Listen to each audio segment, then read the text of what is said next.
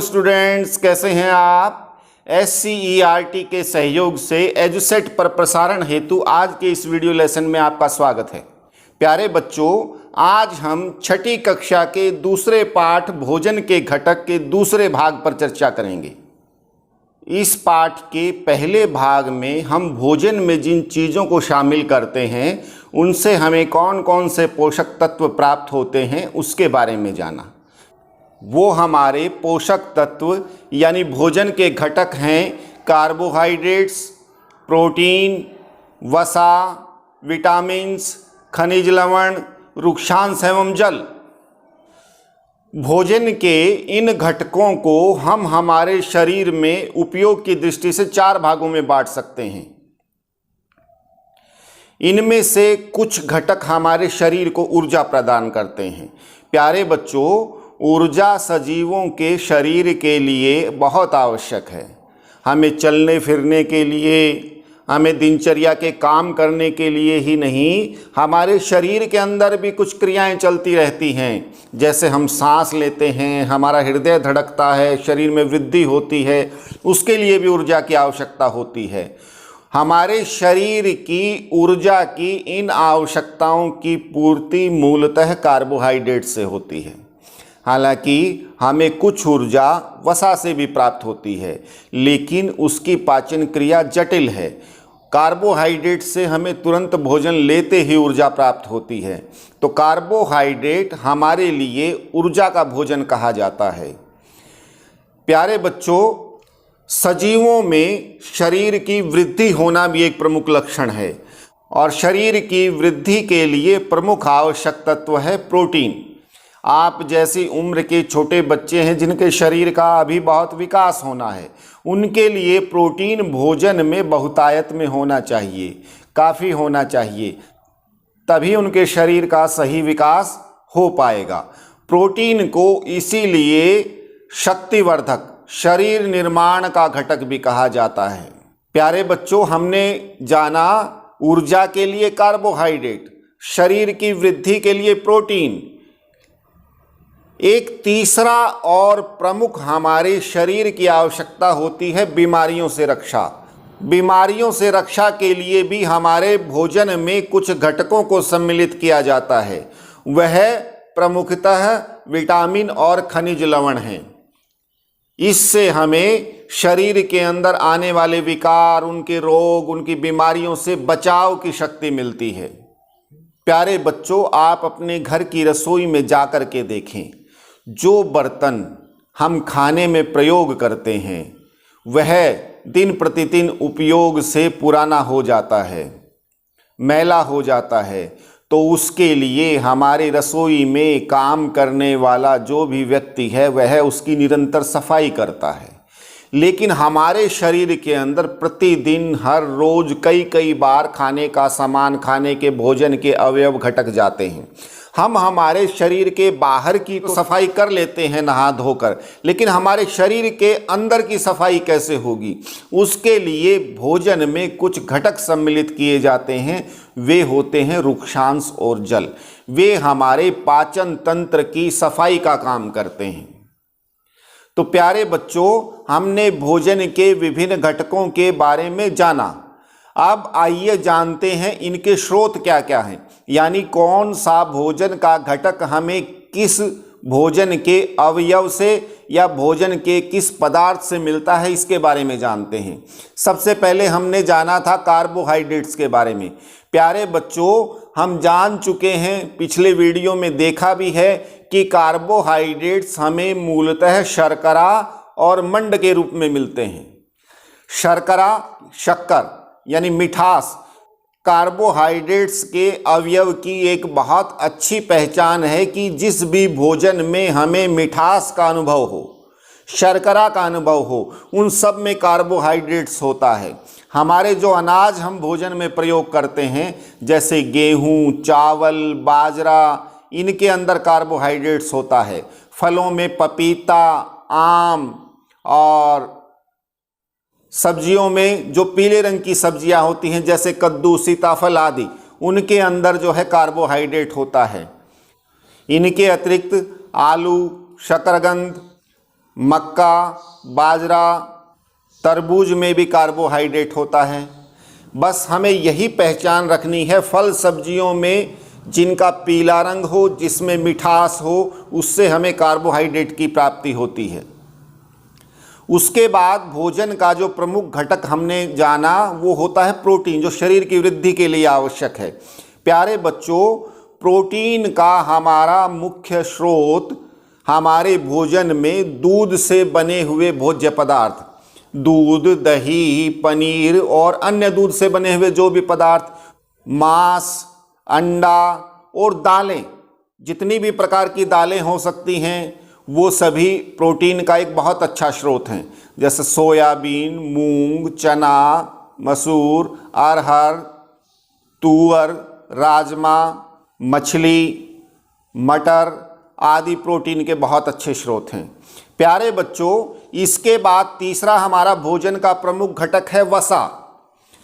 वसा हमें उन पदार्थों से मिलती है जिनमें चिकनाई होती है, यानी घी, तेल, मक्खन आदि से। और तेल हमारा कहाँ से निकलता है? तेल के विभिन्न स्रोत हो सकते हैं, जैसे सोयाबीन का तेल, सरसों का तेल, सूरजमुखी का तेल, ये भी हमें वसा प्रदान करते हैं। भोज्य पदार्थों में, खाने पीने की चीज़ों में मूंगफली की गिरी, नारियल की गिरी, सोयाबीन जिसका हम दालों के रूप में प्रयोग करते हैं, उसके अंदर वसा भी होती है। सोयाबीन से तेल भी निकलता है और सोयाबीन से दाल भी बनती है, यानी सोयाबीन में वसा भी उपस्थित है और सोयाबीन में प्रोटीन भी उपस्थित हैं। तो इस प्रकार के अनेक भोजन के हमारे पदार्थ मिल सकते हैं जिनके अंदर एक से अधिक भोजन के अवयव उपस्थित हों। जैसे मूंगफली में वसा भी है और प्रोटीन्स भी। बादाम, अखरोट इस प्रकार के उदाहरण हैं जिनके अंदर एक से दो लगभग पदार्थों में अनेक पोषक तत्व विद्यमान होते हैं, कुछ अधिक मात्रा में, कुछ कम मात्रा में। उसके बाद भोजन का जो अवयव हमारे शरीर के लिए बहुत ज़रूरी है, जो बीमारियों से रक्षा करता है, उसे विटामिन्स कहते हैं। और हमारा शरीर विटामिन प्राप्त करता है उन स्रोतों को हम हमारे भोजन में फल और सब्जियों के रूप में सम्मिलित करते हैं। और विटामिन अनेक प्रकार के होने के कारण नामकरण की सरलता के लिए उनके नाम ऐसे रखे गए हैं, जैसे vitamin A, vitamin B, vitamin C, vitamin D, ताकि हम उनको सहजता से याद रख सकें। सबसे पहले हम चर्चा करते हैं, हमारी आँखों के लिए एक बहुत ज़रूरी विटामिन है विटामिन ए। विटामिन ए एक ऐसा विटामिन है जो हमारी आँख की मांसपेशियों, तंत्रिकाओं को जो है सशक्त बनाता है। अगर विटामिन ए की आपूर्ति हमारे भोजन के माध्यम से हमारे शरीर में कम होगी तो हमारी देखने की क्षमता प्रभावित हो सकती है। विटामिन ए मुख्यतः मछली के तेल, पपीता, नाशपाती, गाजर, कद्दू, आम और हरी पत्तेदार सब्जियों में पाया जाता है। प्यारे बच्चों, आपका मुख्य काम पढ़ना है और पढ़ने के लिए, इस संसार को देखने के लिए आँखें हमारे लिए एक बहुत आवश्यक अंग हैं। और आँखों को स्वस्थ रखने के लिए, ताकि हमें ये हमारे चारों ओर ये रोशनी, ये सुंदर संसार दिखाई देता रहे, इसके लिए हमें आँखों को स्वस्थ रखना आवश्यक है। और आँखों को स्वस्थ रखने के लिए हमें हमारे भोजन में विटामिन ए युक्त पदार्थों का खूब सेवन करना चाहिए। विटामिन ए की कमी से रतौंधी रोग होता है। रतौंधी जिसमें व्यक्ति की देखने की क्षमता प्रभावित होती है, थोड़ा सा अंधेरा होते ही व्यक्ति को दिखाई देना बंद हो जाए, अक्सर स्पष्ट दिखाई न दे, रास्ता दिखाई न दे, उसे रतौंधी रोग कहते हैं। तो इसलिए आपकी परीक्षा में यह प्रश्न पूछा जा सकता है कि आँखों के लिए कौन सा विटामिन आवश्यक है, या विटामिन ए की कमी से हमारे शरीर का कौन सा अंग प्रभावित होता है, कौन सा रोग हो सकता है। तो हमें ध्यान रखना है, विटामिन ए हमारी आँखों के लिए आवश्यक है, इसकी कमी से रतौंधी रोग हो सकता है। हमारे शरीर के लिए दूसरा प्रमुख विटामिन है विटामिन बी। प्यारे बच्चों, विटामिन बी कोई एक विटामिन नहीं है, यह बहुत से समान लक्षणों वाले, समान लाभ प्रदान करने वाले विटामिन्स का समूह है। इसलिए विटामिन बी को विटामिन बी कॉम्प्लेक्स भी कहा जाता है, यानी एक समुच्चय है, वो है बी प्रकार के विटामिनों का। और प्यारे बच्चों, यह चोकर वाले आटे, गाजर, हरी पत्तेदार सब्जियां, यकृत, छिलके वाली दालें, पत्ता गोभी आदि सब्जियों और फलों के अंदर पाया जाता है। प्यारे बच्चों, चोकर वाला आटा हमारे लिए बहुत आवश्यक है। हम घरों के अंदर, हमारे खान पान के अंदर जिस आटे का प्रयोग करते हैं उसके अंदर गेहूं का चोकर यानी छिलका मिला हुआ होता है, वह हमारे स्वास्थ्य के लिए बहुत आवश्यक है। और जैसे कुछ बच्चे ब्रेड बर्गर आदि खाते हैं, और ये ब्रेड बर्गर बिस्किट आदि किससे बनते हैं? ये मैदा से बनते हैं। और मैदा का अभिप्राय क्या है? वह आटा है, गेहूं का ही है, लेकिन उससे छिलका निकाल दिया जाता है, और छिलका निकलने से बी कॉम्प्लेक्स का अवयव उससे अलग हो जाता है, जो हमारे स्वास्थ्य के लिए लाभदायक नहीं है। इसलिए हमें हमारे भोजन में चोकर वाले आटे से बने हुए खाद्य पदार्थों का ही प्रयोग करना चाहिए, या घर में बने हुए खाने को ही हम प्राथमिकता दें, उसका ही अधिकाधिक सेवन करें। और दाल, विशेषकर छिलके वाली फल, सब्जियों, दालों, अनाजों के छिलकों के अंदर विटामिन बी कॉम्प्लेक्स होता है। कुछ बच्चे हरी मूंग की दाल को खाना नहीं चाहते, वह उनके लिए नुकसानदेह हो सकता है, इसलिए हमें उनका भी हमारे भोजन में प्रयोग करना चाहिए। प्यारे बच्चों, विटामिन बी अगर हमारे शरीर में प्रचुर मात्रा में नहीं पहुंचेगा, जितनी हमारे शरीर को आवश्यकता है उतना नहीं पहुंचेगा, तो इसकी कमी से बेरी रोग हो सकता है। आपको याद दिला दूं, ए के लिए विटामिन ए की कमी से रतौंधी रोग, विटामिन बी की कमी से बेरी रोग हो सकता है। तो हमें ये तथ्य याद रखने हैं। और विटामिन बी हमारे मौसमी सब्जियों में सलाद के रूप में प्रयुक्त की जाने वाली गाजर में भी बहुत मात्रा में उपलब्ध होता है। अगर हमारे भोजन में सलाद के रूप में एक गाजर का भी सेवन करें, कच्ची गाजर भी खाते रहें, तो भी हमारी विटामिन बी की आवश्यकताओं की पूर्ति हो सकती है। प्यारे बच्चों, अब हमारे भोजन के तीसरे विटामिन पर हम चर्चा करते हैं। इसे हम विटामिन सी के नाम से जानते हैं। और विटामिन सी हमारे शरीर की स्वच्छता, हमारे शरीर की त्वचा की चमक के लिए बहुत आवश्यक होता है। इसकी कमी से त्वचा संबंधी रोग हो सकते हैं, हमारे चेहरे की त्वचा पर, हाथों पर निशान होना। आपने देखा होगा कि कुछ बच्चों के थोड़ा सा कुछ कठोर चीज़ खाते ही मसूड़ों से खून निकलने लगता है, त्वचा फटने लगती है, त्वचा पर कुछ चकत्ते जैसे निशान मिलते हैं, वह स्कर्वी रोग है। वह विटामिन सी की कमी से होता है। और विटामिन सी की हमारे भोजन में पूर्ति के लिए हमें खट्टे पदार्थों को प्राथमिकता देनी चाहिए। ये विटामिन सी के हमारे भोजन के पदार्थों की विशेष पहचान है, जैसे टमाटर, संतरा, नींबू, दही, छाछ, इन सब के अंदर विटामिन सी होता है। जो भी खट्टे पदार्थ होंगे उनके अंदर विटामिन सी बहुत मात्रा में पाया जाता है। आंवला भी विटामिन सी का एक बहुत अच्छा स्रोत है। तो प्यारे बच्चों, स्कर्वी रोग से बचने के लिए हमें हमारे भोजन में विटामिन सी युक्त भोज्य पदार्थों का सेवन करना चाहिए। और चौथा हमारे भोजन का एक आवश्यक विटामिन है विटामिन डी। विटामिन डी की यह खास बात है कि यह अधिकांश जैव उत्पादों में पाया जाता है। जैव उत्पाद यानी जीव जंतुओं से मिलने वाले, जैसे मांस, अंडा, दूध, पनीर, घी आदि, इनके अंदर विटामिन डी प्रचुर मात्रा में पाया जाता है। लेकिन ईश्वर ने हमें एक और वरदान दिया है। हमारी त्वचा में यह गुण है कि वह गुनगुनी सुहानी धूप के संपर्क में आती है तो वह अपने आप ही विटामिन डी तैयार कर लेती है। लेकिन इसके लिए हमें ध्यान क्या रखना कि गुनगुनी सुहानी धूप हो। बहुत तेज़ धूप में अगर हम खड़े होंगे तो हमारी त्वचा जल जाएगी, हम बीमार हो जाएंगे। इसलिए गुनगुनी सुहानी धूप सुबह निकलते हुए सूरज की या शाम को ढलते हुए सूरज की या अच्छे सर्दियों के मौसम में जो धूप हमारे शरीर को सुहाए, ऐसे में वो धूप हमारे शरीर में त्वचा के संपर्क में आकर के अपने आप ही विटामिन डी तैयार कर लेती है। मशरूम के अंदर भी विटामिन डी पाया जाता है। प्यारे बच्चों, मशरूम भी क्या है? एक जैव उत्पाद है जो हमारे गले सड़े पेड़ पौधों के पत्तों के ऊपर उगाया जाता है, मशरूम की सब्जी। तो मशरूम के अंदर भी विटामिन डी प्रचुर मात्रा में पाया जाता है। हमें भोजन के अंदर इन पदार्थों को भी सम्मिलित करना चाहिए।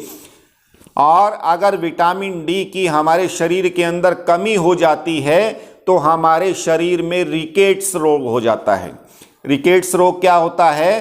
कुछ बच्चों की आपने देखी होंगी कि कमज़ोर बच्चों की पैरों की हड्डियां मुड़ जाती हैं, लचीली हो जाती हैं, नरम हो जाती हैं, वह रिकेट्स रोग होता है।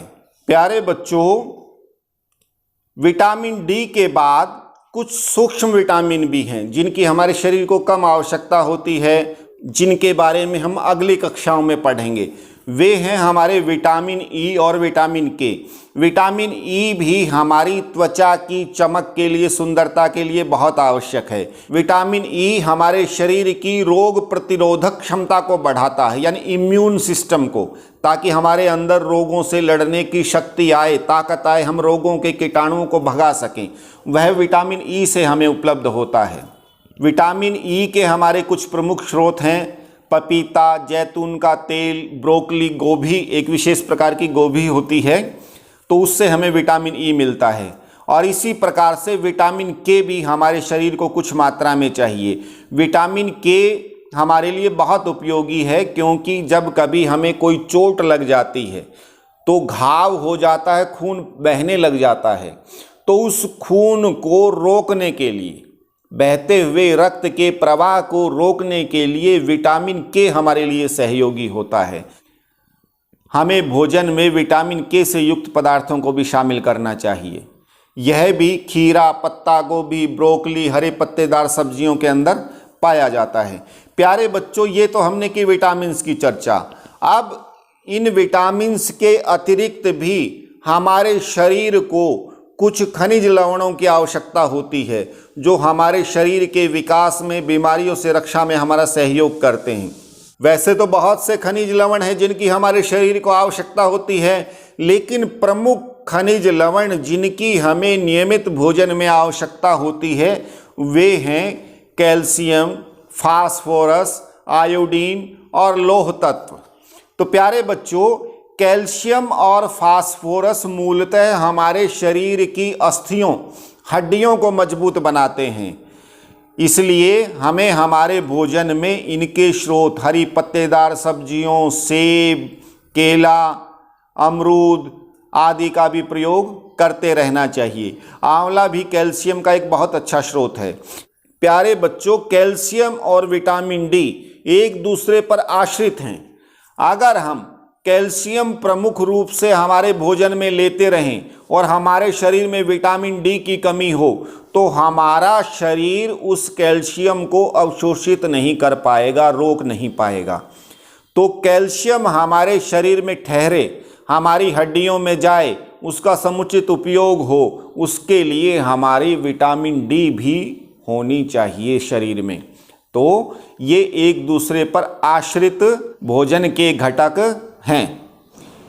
कैल्शियम दूध, अंडा, मांस, दालें, सोयाबीन, संतरा, अमरूद, नींबू, टमाटर आदि इन पदार्थों के अंदर पाया जाता है। प्यारे बच्चों, अगर हमारे शरीर के अंदर कैल्शियम और फास्फोरस की कमी हो जाती है तो हमारी हड्डियां कमज़ोर हो जाएंगी। थोड़ा सा झटका लगते ही वो तत्काल टूट जाएंगी या मुड़ जाएंगी। इसलिए हमें अगर स्वस्थ रहना है, क्योंकि हमारे शरीर की वृद्धि और विकास सारा का सारा एक हड्डियों के ढांचे के ऊपर टिका हुआ है। अगर हमारी हड्डियां समुचित रूप से विकसित नहीं होंगी तो हमारे शरीर की वृद्धि भी प्रभावित होगी। इसलिए कैल्शियम, फास्फोरस, विटामिन डी हमारे प्रमुख आवश्यक तत्व हैं भोजन के। प्यारे बच्चों, इसके बाद भोजन का एक प्रमुख आवश्यक घटक है, एक तत्व है आयोडीन, जिसको हमें हमारे भोजन में अवश्य शामिल करना चाहिए। आयोडीन एक ऐसा तत्व है जिसकी कमी से गायटर रोग हो जाता है, गले की यहाँ की ग्रंथियाँ फूल जाती हैं और गला मोटा हो जाता है, और जिससे व्यक्ति की मृत्यु भी हो सकती है। आयोडीन को प्राप्त करने के लिए हमें हमारे भोजन में लहसुन, अदरक, दूध, मनक्का, मांस, दही, पालक, मछली आदि भोज्य पदार्थों को अवश्य सम्मिलित करना चाहिए। इससे आयोडीन की पूर्ति हो सकती है। प्यारे बच्चों, प्रत्येक स्थान पर ये सारे घटक जिनसे हमें ये मिलते हैं, ऐसा भोजन उपलब्ध नहीं होता। इसलिए हमारी सरकारें भी कुछ प्रयास करती रहती हैं। उसके लिए किस प्रकार से उपलब्ध कराया जाए? जैसे आप अपने घर के अंदर रसोई में प्रयोग किए जाने वाले रिफाइंड तेल, वनस्पति घी के डब्बों के नीचे लिखी हुई चेतावनी या सूचना को पढ़ें। उसके अंदर आप देखेंगे कि इसमें इतना विटामिन ए, विटामिन डी मिला हुआ है। वह सरकारों ने जो फैक्ट्रियां, जो उद्योग, जो मिल उनका उत्पादन करती हैं, उनके लिए आवश्यक कर दिया है कि जब भी वो घी या तेल बनाएंगे तो उसके अंदर विटामिन ए, डी की कुछ मात्रा अवश्य मिलाएंगे, जिससे जो भी उनको खरीदेगा उसके शरीर की पूर्ति होती रहेगी और हमारे यहाँ के नागरिक बीमार नहीं होंगे, बच्चे स्वस्थ होंगे। तो ऐसा भी सरकार ने किया है। विटामिन ए और विटामिन डी को वनस्पति घी के अंदर मिलाना अनिवार्य कर दिया है। और इसी प्रकार से आयोडीन के लिए नमक का प्रयोग हमारे हर घर में होता है। सरकार ने एक नियम बनाया है कि आप कहीं से भी नमक खरीदेंगे तो उसके अंदर आयोडीन की मात्रा मिला दी जाती है, ताकि हमारे देश के हर नागरिक के अंदर जब वो भोजन ले तो नमक के माध्यम से आयोडीन की आपूर्ति होती रहे और घेंगा या गाइटर रोग का वो शिकार न हो। हमारे भोजन में एक और बहुत आवश्यक तत्व है लौह तत्व। प्यारे बच्चों, हम जानते हैं कि हमारे शरीर के अंदर सारा हमारे रक्त का संचार होता है और रक्त के माध्यम से ही समस्त ऊर्जा और समस्त ऑक्सीजन हमारे शरीर के प्रत्येक अंग में पहुंचती है। और रक्त के अंदर हीमोग्लोबिन होता है जो एक प्रकार से एक लौह तत्व है। तो इसलिए हमारे शरीर में खून पूरा बने, हमारी ताकत बनी रहे, हमें हमारे भोजन में लौह तत्व युक्त भोजन के पदार्थ भी लेने चाहिए। और प्यारे बच्चों, लौह तत्व युक्त पदार्थ कौन कौन से हैं? जैसे हरी पत्तेदार सब्जियां, हमारी कुछ छिलके वाली दालें, सेब, यकृत यानी मांस, पपीता, बेर और ऐसे फल जिनके अंदर कुछ लाल रंग अनुभव होता हो, उनके अंदर लौह तत्व बहुत अधिक होता है। अगर लौह तत्व की हमारे शरीर में कमी होगी तो क्या होगा? हमारे शरीर के अंदर खून की कमी हो जाएगी, रक्त अल्पता हो जाएगी, एनीमिया रोग हो जाएगा, पीलिया रोग हो जाएगा, हमें कमजोरी महसूस होगी, हर समय थकावट रहेगी। इसलिए अगर ऐसा महसूस किसी बच्चे को होता है तो उसे अपने भोजन में लौह युक्त पदार्थों का सेवन बढ़ाना चाहिए।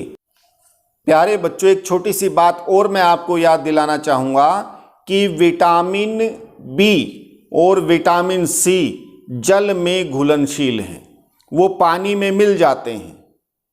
और विटामिन ए और विटामिन डी वसा में घुलनशील हैं। वसा यानी चिकनाई, घी, तेल आदि के अंदर। इसीलिए वनस्पति घी के डब्बों के अंदर लिखा जाता है इसके अंदर विटामिन ए और डी मिलाया गया है। अगर उनके अंदर सी या बी मिलाएंगे तो उनमें मिलेगा नहीं, क्योंकि जल में घुलनशील वस्तुएं उसके अंदर नहीं घुलती। तो इसलिए वनस्पति घी के अंदर ए और डी मिलाया जाता है।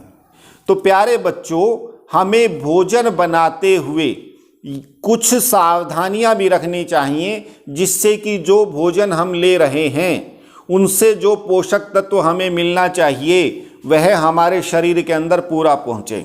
प्यारे बच्चों, भोजन को हमें बनाने से पहले उसकी सफाई करना आवश्यक होता है, लेकिन फल और सब्जियों को काटते हुए हमें ध्यान रखना है कि उनको जब भी हम धोएं, उनको छिलका उतारने से पहले धोएं।